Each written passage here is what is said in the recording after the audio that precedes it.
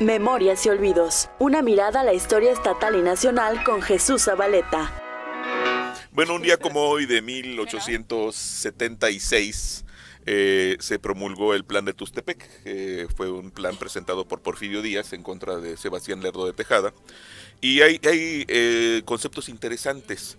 Uno de ellos es el inicio, que son las consideraciones al decir en el Plan de Tustepec que la República Mexicana está regida por un gobierno que ha hecho del abuso un sistema político, despreciando y violando la moral y las leyes, viciando la sociedad, despreciando las autoridades y haciendo imposible el remedio de tantos males por la vía pacífica. Hay que recordar que había un conflicto desde el gobierno de Juárez entre el propio Juárez, Porfirio Díaz y Sebastián Lerdo de Tejada. José María Iglesias era el otro actor. Había 4 corrientes entre los liberales que querían gobernar y había una flagrante e insistente violación a la Constitución de parte de Juárez, que se religió, se adjudicó poderes extralegales. Y tanto Porfirio Díaz como Sebastián Lerdo de Tejada y José María Iglesias querían ya un cambio.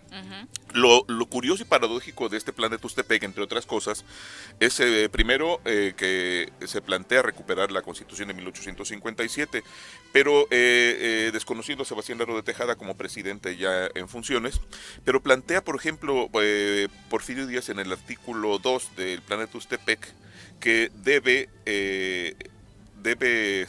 prevalecer el concepto de no reelección para el presidente de la República y gobernadores de los estados.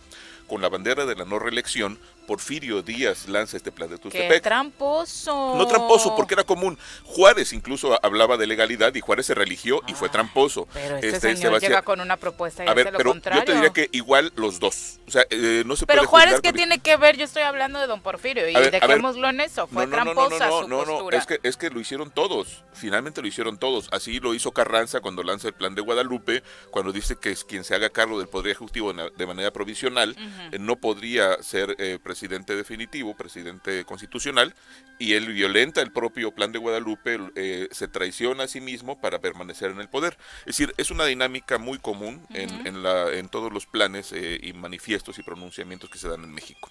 Lo cierto es que en el primer intento, con el plan de la Noria, cuando Porfirio Díaz intenta enfrentar a Juárez, resulta un total fracaso. En el plan de Tustepec concreta finalmente con un levantamiento armado, y que algunos cuestionan el hecho de que cómo plantea él una transformación pacífica mediante las armas. No había alternativa para que él acabara con sus adversarios, y esto permitió que finalmente se impusiera una corriente del ala radical que encabezaba Porfirio Díaz en una vertiente, pero también tenía el respaldo de otros sectores. Esto nos habla de cómo se construyó el México en el siglo XIX y nos permite entender cómo eran tan endebles los idearios, cómo eran tan maleables y cómo se aplicaban en función del interés particular del momento. Tanto Juárez como Díaz, como Iglesias y Lerdo de Tejada fueron actores fundamentales que generaron una corriente de pensamiento y que buscaron imponerse en el poder. Hoy recordamos como el 10 de enero de 1876 Porfirio Díaz lanzó el plan de Tustepec. Ya hablaremos con más detalle. A la postre, ¿no? Sí.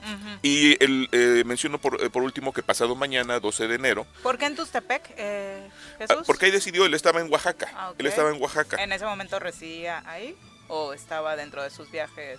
Era su territorio, era ese territorio de dominio. Él había renunciado ya al mando del ejército de Oriente antes de que Juárez lo destituyera. Él con mucha inteligencia renunció y empezó a trabajar en este proyecto. Compitió 2 veces en procesos electorales donde ganó Juárez y después Lerdo de Tejada, y logró imponerse por esta